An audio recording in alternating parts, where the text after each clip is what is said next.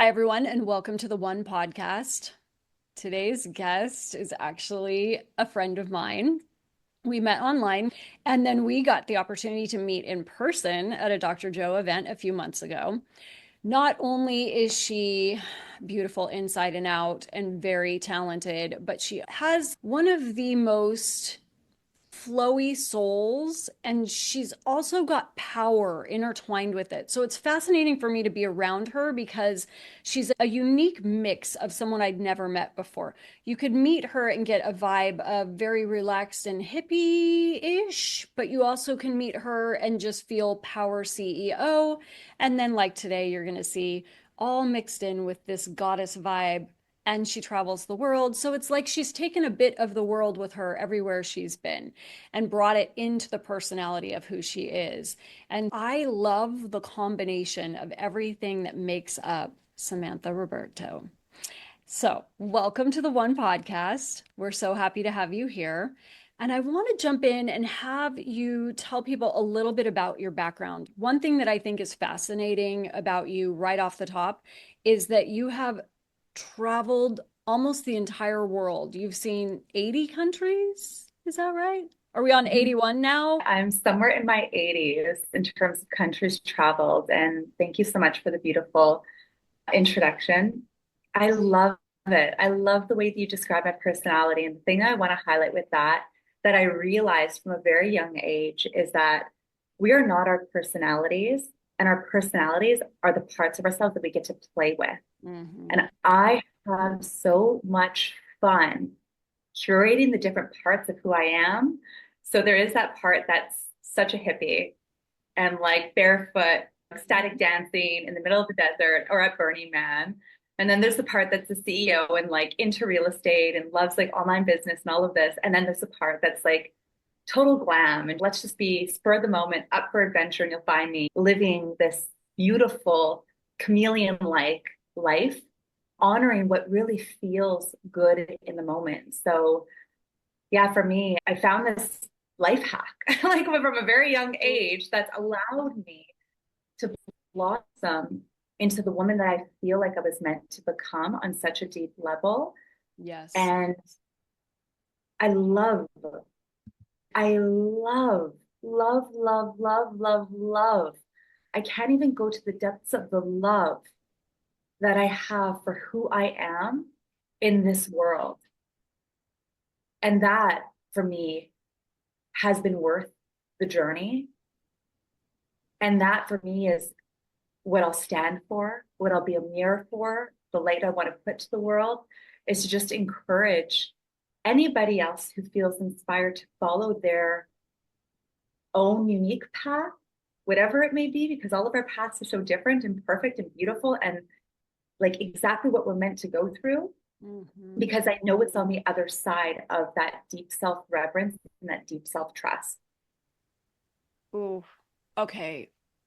I have a feeling I'm going to get emotional on this podcast, which is strange. I also feel something will be an important focus of this podcast. As you were just barely starting your introduction, it landed in me that you are truly an international woman. I was thinking as you're saying that, do I know anyone else like her? I've known women that have traveled the world, but you embody an international woman. You've taken on pieces of everywhere you've been and really let that become you. And it just landed so strongly. You are the living embodiment of someone who has weaved in parts of nations into who you are and taken a nugget with you here and a nugget with you there and let that become the radiance of Samantha. And then, oh my gosh, I say love a lot, a lot. In fact, I have to edit it out a lot of these podcasts.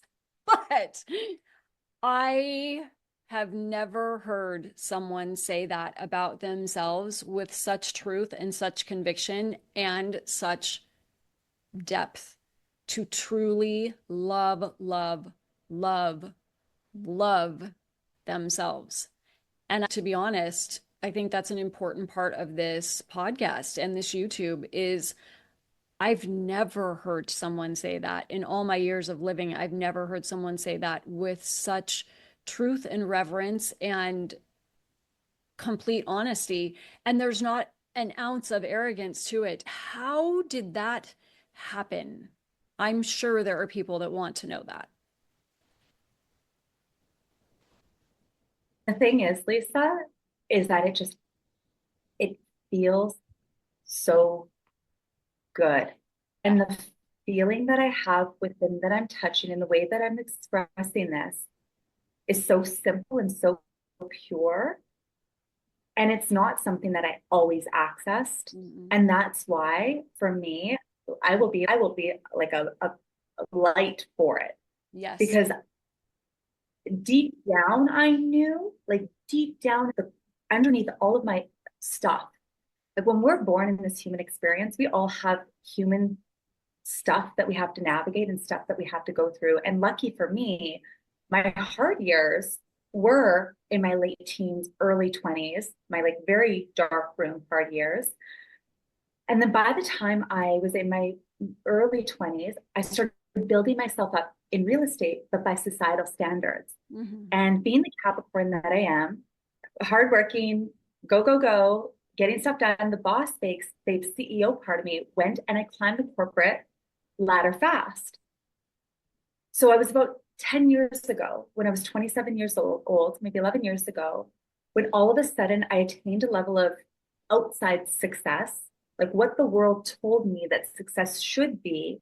Mm-hmm. And even though it looked really good, something about it was missing. And I don't want to say it's totally empty because I don't want to discount how blessed I was, how fortunate I was, because I was very lucky to have gotten out of the dark Mm. hole that I was in, like my dark times for a number of reasons, to build myself up to a point where I had safety, I had security, I had a very successful real estate business, I had a 5-year relationship, I had a beautiful home.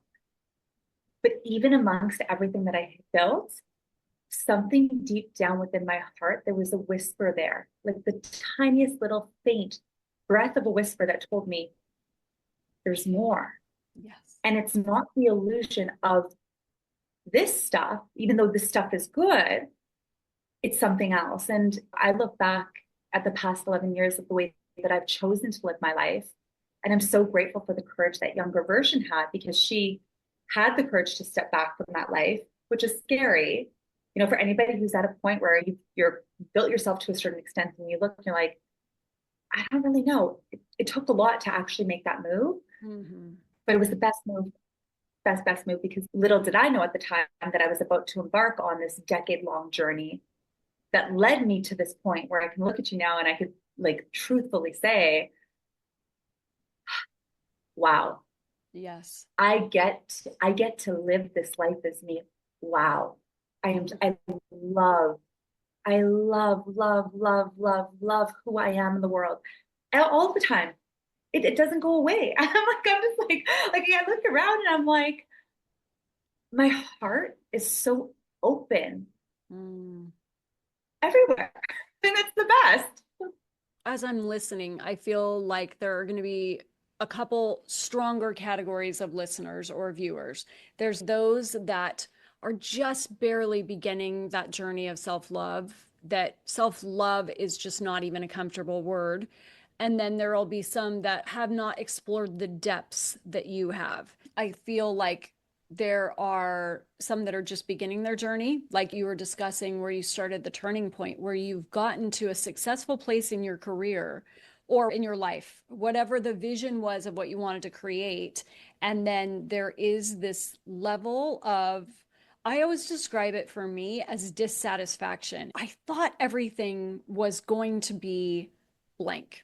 I thought this would feel differently, and it's not satisfying. It didn't have that satisfaction I was hoping for. And satisfaction is important in life. That's what we're aiming for. We don't really think of it that way. We think of success and fulfillment. And I think the other word that links with it really well is fulfillment. I reached this, but I'm Mhm. not fulfilled. And that's where I think we notice between the mind and the soul is the mind thought, if we do all these things and if I accomplish all this external validation or these circumstances I wanted to create, then I'm going to have fulfillment and I will be satisfied with all the hard work and the effort and everything I put in. And we're not. So you're either dissatisfied and not to that level and coming across Samantha, or you're at that level and sitting with, wow, like, what do I do next? I thought this isn't what I thought. Or I accomplished all this. What's next? I had not put the two together until right now. I think in order to discover the next big important thing for you, it is going into the depths of self love. Because if you go into those depths, you really truly connect with your intuition on a level you never have before. And your intuition leads to the next thing, right? Tell us more about what your thoughts are on that. How do you even begin to have such a deep self love? How did you get to, I love who I am in the world everywhere? Keep going with whatever Yeah. feels called to. Yeah, and that truly was the most beautiful journey. I can say that I've traveled to over 80 something countries, but the true journey in this life is literally from here to here. If you Mm-hmm. can go from your head and start living from the embodiment of your heart, all of a sudden the game's changed. And I think one thing to know if you're listening to this podcast, if you're listening to this episode, the biggest thing to know is to have acceptance with where you are is exactly where you're meant to be. That total acceptance, that total trust, that total belief in life is probably one of the first steps because something that Byron Katie says that I really love is that when we argue with reality, we lose every time. Mm. And so if I'm here and I want to be over there, but I'm here and I'm going to judge myself for being over here, I'm not going to get over there with grace. No. But it's a matter of you are where you are. I am where I am. Like we are here. And the more that you can train your mind and your body to be in the present moment, which is,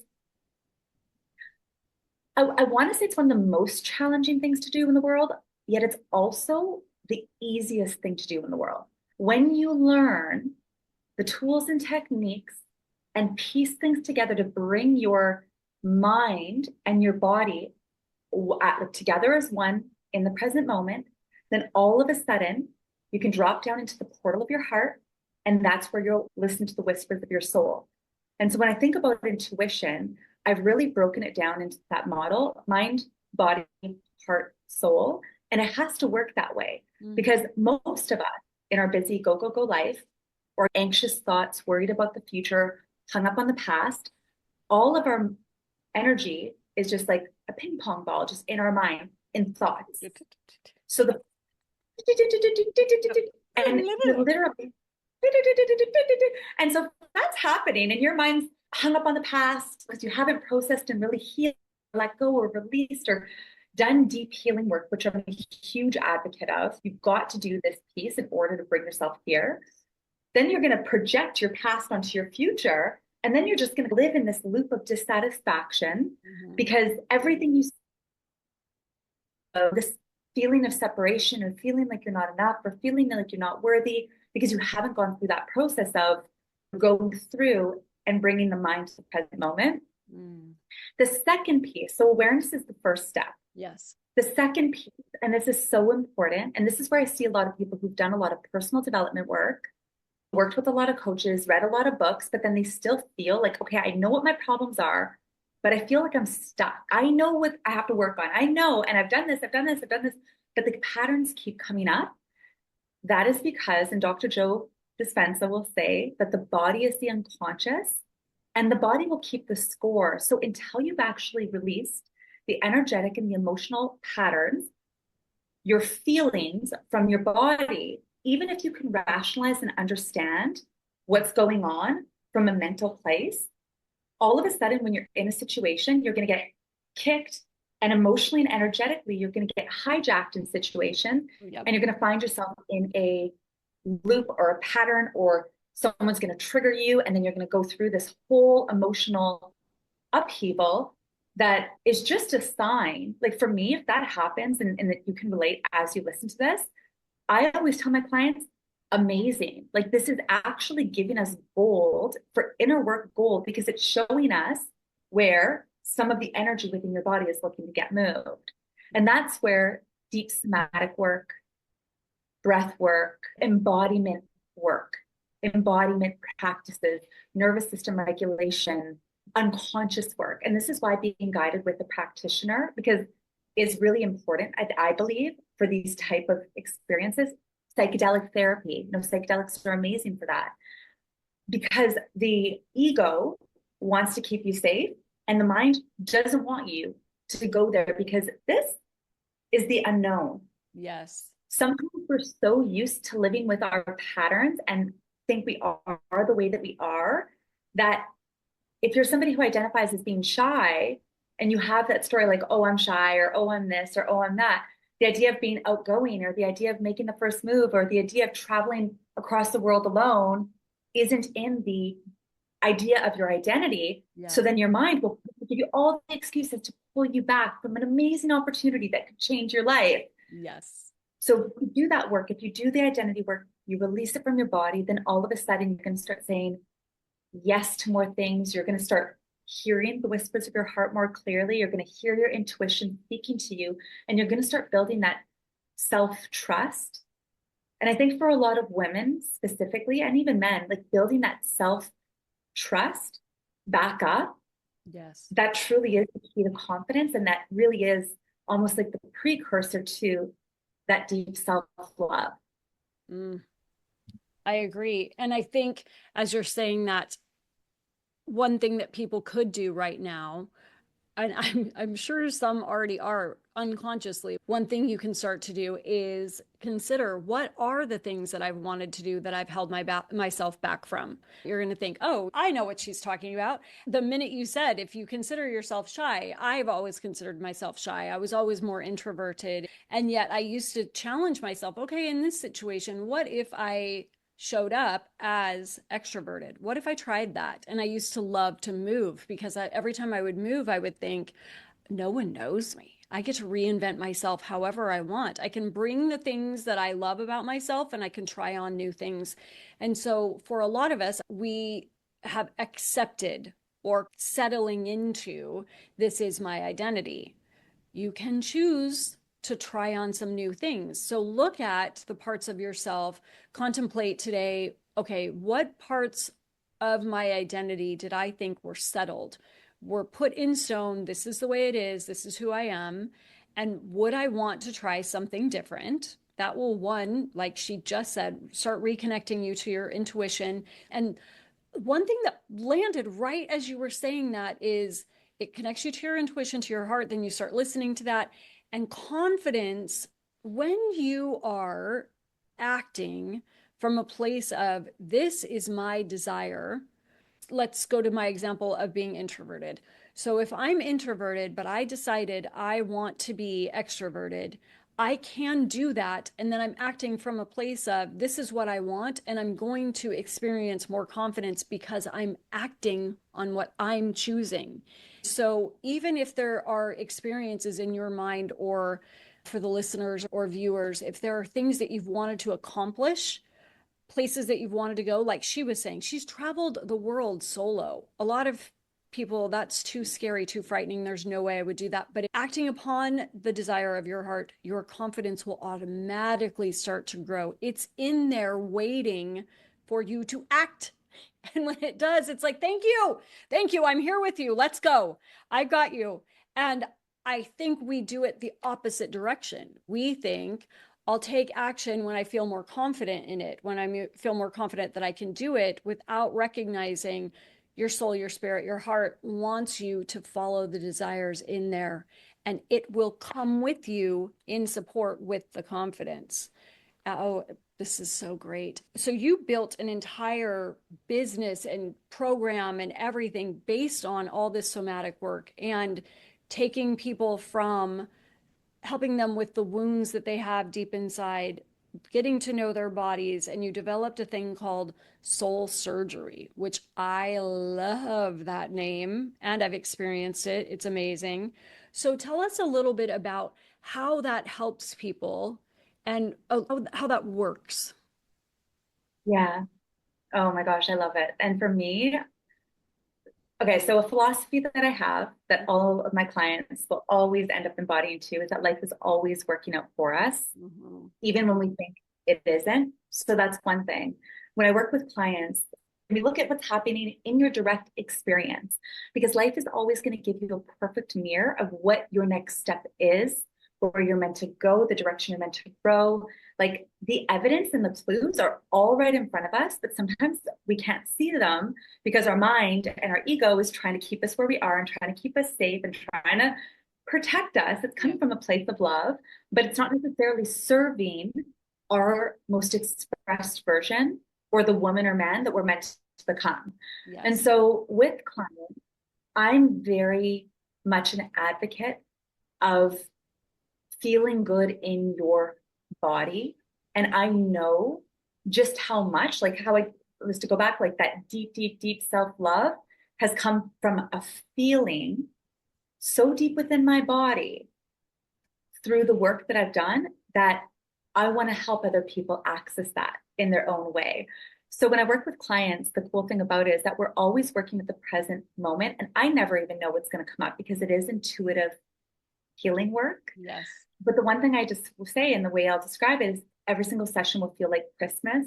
So when you were a little kid and you woke up and you know there's presents under the tree, but you don't know what they're going to be, but Santa Claus came, we're running down and we're going to start opening up gifts. And in a session, we don't know what beautiful gifts are going to come, but I guarantee you those gifts are going to help you live more in alignment with who you are and the way that you move through the world. So then all of a sudden, from that place of total worth, Yes. knowing, confidence, centeredness, self trust, self respect, all of that, all of a sudden, all areas of your life are going to start getting better. You're going to feel more aligned with your career. You're going to start taking more leaps. Maybe there's a bucket list item you want to do. You're going to book that trip to Dubai or to South Africa or go to Italy. The relationships are going to come in, the friendships are going to come because you are in alignment. And at the end of the day, it all comes to us being in a place of mind, body, heart, soul, alignment. And going back to the point I was talking about how the body keeps the score and the importance of somatic work, what we don't realize is that as we go through our life, sometimes someone will say something. Like, say, for example, someone makes a comment, a girlfriend said something, and just something about it just kind of gives you that feeling like you don't like the way it feels. It just kind of gives you that. Hmm. What we don't even realize we unconsciously do is we point a finger at them, think that person made us feel XYZ, and then we move on with our day. But we, until we slow things down and get curious as to why we feel the way we feel, we're just going to keep having those feelings, whether it's that person, a coworker, somebody else. But I guarantee you, when we get those moments of feeling off or those feelings, like, did they just say that? Or that hit of judgment, Mm. our judgment. Yes. It's never about the person. Our judgments are rarely about other people. And they're always about other people knocking on the door of something that already exists within us. So I guide my clients to learn how to train their minds, to look at their life from this perspective. If everything is happening for you, how do we use everything, all of the triggers, all of the judgments, all of the uncomfortable situations, all of the amazing things happen too, but as breadcrumbs to go back into your past, into your history, and heal slash clear the stuck energy in your body, stuck emotions that you may not process when you were a little kid, like a kid or a teenager. Release that there so that you have freedom in your present day life. And so those little judgments, those little feelings, that feeling of being the tightness that you could have in your body, until you go through this process of one by one letting go of these in Sanskrit, they call them samskaras. Hmm. I don't know if you've done a Vipassana, but it's you let them go one by one, then all of a sudden that friend could say that comment, it's not going to hit a past judgment. You've cleared it. It's going to go right through you and you're not going to take it personally. Yes. And there you go, you have your freedom. So soul surgery is the process of helping you go into your body and guiding you to heal from your past so that you don't unconsciously project all of these false beliefs, negative beliefs, limiting beliefs, stuck emotions onto your entire life. Onto Everything, everything. everything, Basically everything. everything that comes out. Yes. Okay. Something that I was wondering as you were talking, it was a little bit earlier in that section, was for the listeners that are thinking, okay, wait a minute. I'm getting what you're saying, but I I'm not in a place where I can learn to love my body. I'm sure going to be people that feel betrayed by their body. There's been health issues, or they are overweight and can't seem to be happy with the body, or things have happened to their body where now they are holding that. I I think my question for you was, when we're in that situation, how do we go from that into worth? So I feel like self-worth and self-love are really tightly intertwined. But in my opinion, we have to understand that our worth has absolutely nothing to do with what we look like, that we were born worthy and nothing has changed, like Melanie says. But I feel that if we root in I have value and I have worth, then that can start to release the things that we're holding in judgment around our body. But I do know with some of my clients that they feel the opposite direction. I can't even find self-worth because I don't feel it. And I can't even get to a place of self-love, because most of us start with, this is what I see every single day in the mirror. And if I can't find a place of love or acceptance for this, how am I going to? And I believe it's the other way around, that no matter what we see on the outside, when we understand the self worth and really anchor into, I am worthy, I have great value, then I feel like that comes through us and starts to transform the body. And all of this clearly ties in with healing. I mean, if these are circumstances that you're facing, you could find Samantha and she could help you with this, no question. But if you're driving and want to start thinking about this and can't necessarily call her today, what are some thoughts from clients that you've dealt with, or circumstances, or your beliefs on how to begin with that? If you're in a body that you just don't even love, how do we start? Yeah. So it's really interesting because I do a lot of embodiment work. I actually help a lot of clients and who work with me. We always go through a period where I actually hold space for them to get curious about the judgments they have on their body. Mm. And almost seems like it's backwards because you think don't judge, like you shouldn't judge, right? But I actually like to create a really safe container where judgments are allowed, and I want to be curious about your judgments because oftentimes it's like we have these judgments on our body, but then we pretend like we're okay or we pretend like this, but we don't allow ourselves to actually go deeper and deeper and deeper into our judgments because we feel like we should have it all together. We feel like the good girl. I feel like we should keep going. And that's actually blocking us. So Mm. one of the biggest things that I do with my clients, and I actually encourage this, but in a safe, held container. It's not somewhere where you wallow or want to stay too long, but you want to be able to get deep into it. I go in and I'm like, say, for example, it's your body, or say, for example, it's you had a fight at Christmas, or say, for example, there's something that kind of bothers you, but you're kind of like it's fine, but it's not fine. Yeah. Like if something happens and it doesn't feel good, it's not. Anytime we say, oh, it's fine, no. Any men listening, anytime a woman says it's fine, it's not fine. They already know. They're like, bullshit. you know. Yeah. Mm-hmm. But I always say, okay, let's for a second put the part of our personality, of our identity that learned to be a good girl aside, and let's just allow ourselves in this place to actually get curious about our real raw feelings. Like, how do you feel? You're not going to go say these things in someone's face.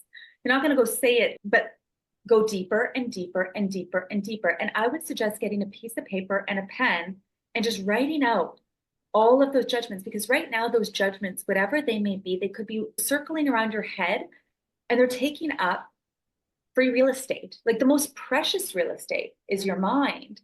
So actually getting a piece of paper and going through an exercise where you can put your judgments on paper, enough to get them out and voice them. Yes. And then maybe once they're out, you can put those things there and look and really look and say, is it true? Is it true that whatever the judgment is, yes or no? Okay, no, it's not true. But what happens when I believe this is true? Okay, well, I'm really hard on myself.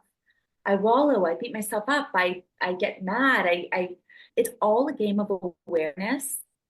And each of us individually have learned from a very young age a set of coping mechanisms to keep us safe and to give ourselves as much love as we can.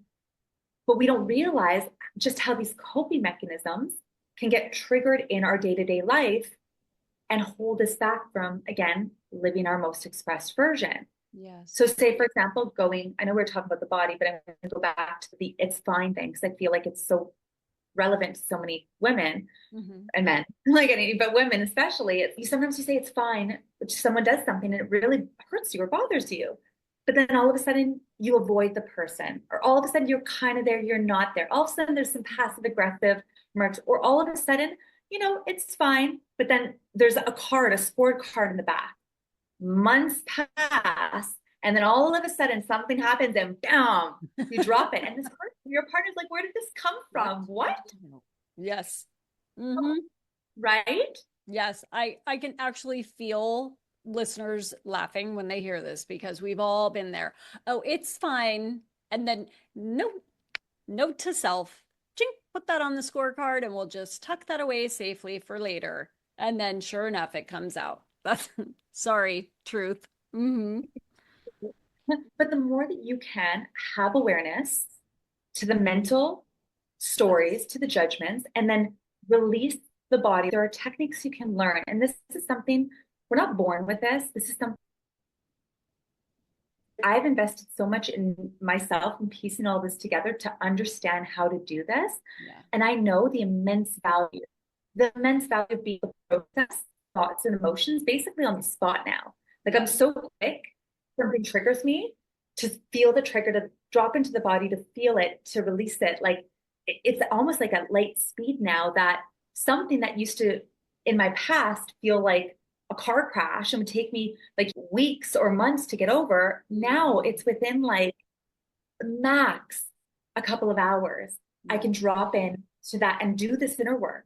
The amount of time and energy that I've saved in my life for myself and for the people around me in terms of our relationships, best investment of my life. So being able to have that intimate relationship between yourself and be able to know when something happens connected to your feelings, your emotion, learn how to process them, and then learn how to hold energetically and emotionally an authentic conversation, which is a skill that can be learned, because it can be hard to also use our voice to speak up, to speak our truth, but learning how to show up vulnerably. Yes. And honestly, and speak that, all of a sudden, like going to the gym, little by little, you can flex that muscle, you can work it out, you can build it up, and this is where you're going to get your confidence. And I'm going like this, I'm kind of doing this back and forth. It's sort of like a titration. It's not bam, you're confident, here you go. One day you take a pill and voila, you're in the depths of self-love, and maybe you do a psychedelic trip and you get there, or you have a crazy meditation and you reach that place, that all-consuming love. But for most of us, it's this beautiful journey of using the things that are coming up in your life for your freedom, feeling the edges in your body, breathing into the body and then going through this thing called titration, where you go back and forth and you expand the container of your body, the energy that you can hold. And as you go through this beautiful process, the energy that used to, the anxiety that used to live in your head, the overthinking, over worrying, the hung up on the past, worried about the future, you all of a sudden drop that energy from your mind into your body, and you've got a more embodied way of being.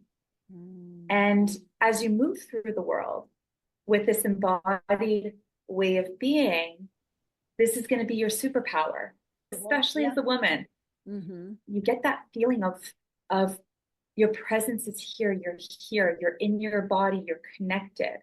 Yes. And that, Lisa, you show up in any room with the lights on, with the heart open, your authenticity is going to be the thing that's going to open up all of the, I'm going to call it third doors Ooh. of your life.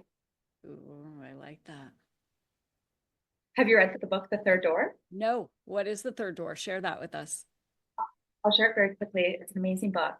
He says when you go to a bar, for example, there's always three ways of getting in. There's the line, the people who will actually just wait in line, and they'll wait in the long line, they'll just go through, they'll pay cover, they'll go the right way. Then you get the second door. That's the first door. The second door are the people who are willing to go and they've got money and they pay for VIP and they're like, let me just cut the line, let me just go in. And then you got people who want the third door, and they're the ones who are like, hop the fence, go through the kitchen, get through the back, figure it out. Like they find this third door of accessing life, and all of a sudden they're in the craziest party of their life. And I feel like with life, we've all got this third door, this way of life unfolding for us in an adventurous, in a fun, in a mystical, in a different way. It's just whether or not we're willing to hop the fence, go through the kitchen, sneak in, take the risk, take the leap of faith, overcome our identity of maybe being shy, speak our truth when we say we're fine, but we're not. The more we do that, the more life is going to open up these type of experiences for us. Oh, I completely agree. And I think that when we're sitting here listening to this, we're all going to have a different starting point with what these ideas are spawning, what they're sparking in our heads. One will be listening and thinking, all right, I wonder what it is that I could do to begin to appreciate my body more. One will be thinking, okay, I wonder if I could live a more fulfilling life. What is it that I haven't done? Could I have some more adventure in my life? Are there trips I wanted to take? Were there places I wanted to go? Are there relationships I would love to heal? Because we really only do get this one life. That's the whole point of the emphasis on the one is you are the one. There's only one of you. There will only ever be one of you. I don't know how many times I will continue to say that. There is only one of you. And then also, right now, there is this one life. And so it's yours to choose how you want to live it. And one thing I love about Samantha is she chooses adventure. She chooses the richness of the experience. She chooses to immerse herself in wherever she is with the people that she's with. And that is a choice. It may come more natural to her. You may be thinking that it may come more natural to her, but that is a choice repeated, which becomes her pattern, which becomes her personality, which becomes who she is. She's choosing it. And so hard piece to swallow if you don't agree with me on this, but we choose everything right now. We're choosing to stay home and be miserable if you're miserable. You're choosing to not have good relationships if you're not connected to those around you. You can choose different. You can choose to make it better. We can choose to live an adventurous, fun life. We can choose one little tiny thing, but I think in the choosing, it ties back to what Samantha was saying about taking the time to look into your mind, actually start writing down these judgments and beliefs that we have that are just bouncing around in there like ping pong balls or swirling around that have stayed for years and years and years and made this path in your mind that it can't get out of. And then looking at those, writing those down, taking an honest conversation with yourself about these judgments I've created, thoughts that I've created, the person I've created, the personality I've decided is me, my beliefs about the past and my beliefs about my current life circumstances. And then what if? What if I wanted to choose differently for the future? And how could I start doing that? And so that's what she does. She's helping you to heal and release all of that from the past so that you can embody more of yourself now, which ultimately unfolds and reveals the future that you're desiring. But there is the accountability that I have to choose it. I have to want it. I need to do the work. It doesn't need to be as hard as we all think it's going to be when you haven't done any of this. It actually can be quite magical and transformative, but there needs to be some self-ownership, but with grace for you didn't know anything different. And like Samantha was also saying, everything about that past and everything that we have lived, what if it was working for me? What if those circumstances made me a different person who is more prepared for the great things ahead? I'm not saying everything happens for a reason, and I'm not saying the bad things that have happened were necessarily a gift, but we can look at every circumstance and ask, what if there was something valuable here? And in that, it opens up that gap in your mind where that intuition can pop in and say, hey, yeah, there is. Here's a little nugget you missed for the last 23 years. This actually had a great thing in it that made you this person today. So if we can look at that and then definitely come and find Samantha if you're open to trying this out, trying something new and different that can release so many things so quickly. Because if there's only one of us and we only get this one life, like, why not start living it today? Why not hurry up this healing and hurry up this living thing and start having a little more fun and a little bit more adventure and like really come into there is only one of me. There's only one Lisa. There's only one Samantha. There is only one moment in time that we're ever going to have this exact conversation again.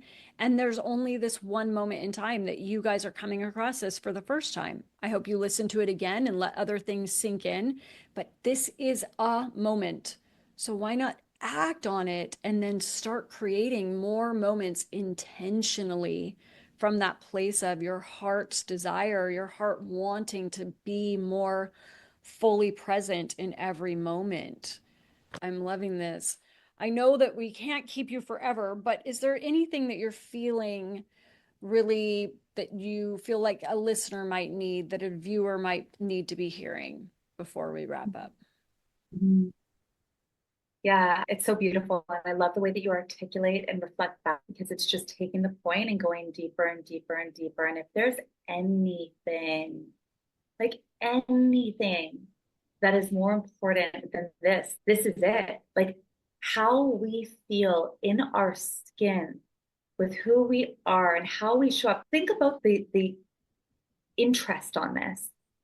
If you can even get an ounce more of self-love, or if you can heal one pattern, if you are courageous enough to overcome one belief or to do one course or one meditation or one thing, the compound effect that that one thing could have in your life, like we are in our skin 24/7 every single day since my first breath to the last breath I'm going to take. I'm literally in relation with myself. Mm-hmm.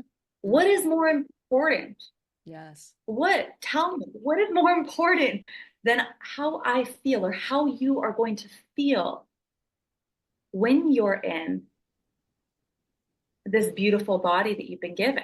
Yes. So, going back to the body stuff, and if you are somebody who's struggled with your body, which most people do, a lot of people do for a number of different reasons, if you could get to a point where you could genuinely learn to love your body, and yes, it's going to be uncomfortable, and yes, it's going to take a bit of work, but face that part of you now for the freedom that you're going to feel in your skin for the rest of your life.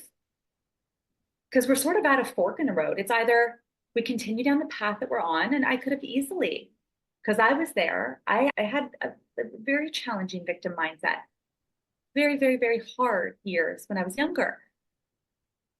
stayed in that and lived in that and stayed in the land of excuses and pointing fingers and getting frustrated and blaming the world, or one by one, belief by belief, moment by moment, inspiration by inspiration, turn things around and did a little bit of work on myself. And right now, I'm standing at this place right here where I'm like, the depths of self love that I feel like I'm so open hearted about it. And I know it's going to inspire a lot and it may trigger a few, and I'm okay with that. Yes. I'm okay with that. But when I first started 11 years ago, when I had my spiritual awakening, I had no idea that I was going to travel to 80 countries and I would go on this path and I'd walk away from my career in real estate and start again as an entrepreneur. There was a lot of hard things along the way, but had you told me back then that I have to go through and do all of these things, the how, it would have freaked me out. I would have been like, I can't do that. I would go to my mind and said no. So all you need to know, my love, if you're listening, the one thing I want to say is all you need to know is just take that one step of alignment, that one step in the right direction is all of a sudden going to give you a different vantage point. That you'll see the next stone and the next stone and the next stone and the next stone. I didn't become this way overnight. It wasn't a quick pill, but it was a certain path, intuitively guided by the whispers of my heart. And now I stand here and I'm like, I feel like I've cracked the code of life. I feel like I live with the philosopher's stone. I'm like, how, what? It was amazing. Well, and in saying that, I wanted to add, if you are triggered by her self-love, there's a great place to start. That is a Yeah. great inquiry to ask yourself. Why would you be bothered by someone loving themselves so much? And I've definitely done that in the past. I remember thinking, that's interesting. And having judgment. Oh, look at how arrogant they are. Oh, well, you sure think a lot of yourself back in the day. But it is a great question. Why would you be bothered by someone's deep love for themselves? Probably because we don't love ourselves as much. And I really want to emphasize her invitation to you to just start with one step. I mean, we don't know when we're exiting. We don't. So, why would you want to spend one more day not loving yourself? It's a great question to ask. What would life be like if I chose deeper self love? How would my body feel? Because your body reacts to your beliefs and thoughts about it. These current circumstances that we're going through, if you're in chronic pain, your body is reflecting some neglect. It is reflecting back to you some things that it has not been nurtured and loved the way that it should be. It's not the easiest thing to go through phases of life as it changes, but there is and can be the thank you so much, body, for carrying me through all of this, to getting me everywhere I need to go, for even just carrying me into the kitchen, for carrying me to work, to birthing my children, to anything and everything that this body has done for us. Start somewhere. Start small, but aim for big, because what could life be like if you came from a place of complete self love? Because it could open the portal to everything. Your heart wants you to live this big, beautiful life. And she has created an entire body of work that is focused on that. And that's her gift to the world, is to be able to help others do it. And she did that because she embodies it. And I think I just really want to emphasize, don't live one more day without some self-love. Let this be let this be the final day of self-judgment. Choose it. Choose it. From today on, I am not going to judge myself. I'm going to have a better practice and catch myself doing it. And I know I'm going to have some slip ups, but I'm going to choose more opportunities for self love. And I'm going to choose some more adventure and choose, I could do this differently. This could actually be really great. And if I need some help, I know where to go now. I love this. Okay, before we wrap up, my favorite thing to ask my guests is, considering the woman that you are today and what's ahead for you in your future, how would you like to end the statement, I am the one who? I am the one who Mm.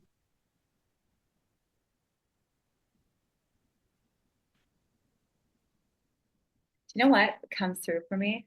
Yes, I was going to say, sit until I, it comes. It's going to be beautiful. uh, Go ahead. Someone asked me once on a plane, and the thing is that the cool thing is when you travel a lot, you sort of become a storyteller. There's this quote, you see the world and you become a storyteller. It leaves you speechless. The world leaves you speechless, Mm. and then you become a storyteller. One Yes. time on a plane, somebody had asked me the question, like, what would you put on your gravestone when you passed? Like, if you had to write something, like, what would it be? Have you ever thought about that? Mm. And I'm like, honestly, at this point, I'm like, it would just be two words. Samantha Ruberto, she lived, I knew period. you were going to say that. I heard the words I lived Lived. when you I, said it, it's going to be two words. And I was like, I lived. You are. You live. I You're so inspiring. I lived and I loved and I laughed and I danced and I played and I had so much fun living in style. So, Mm. yeah, I'm really excited about the future. And you're showing up so beautifully in the present. Thank you for the gift that you are. Thank you for everything that you shared. And I hope that you guys go and find her. What a gift you are to the world. I love Thank you, my you. love. Thank you, everyone. We'll see you again soon.